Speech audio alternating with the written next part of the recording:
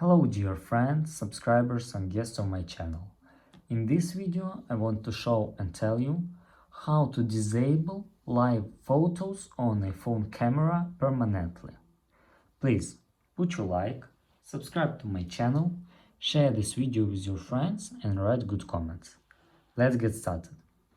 So first we need to go to camera. Hey Siri,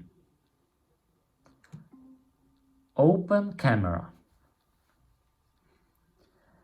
And here we need to click on this little icon in upper right corner.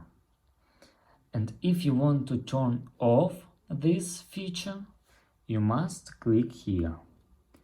And here we can read live off. And that's all. This is very easy way to do.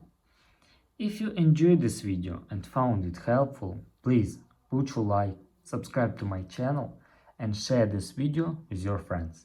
Bye bye everyone.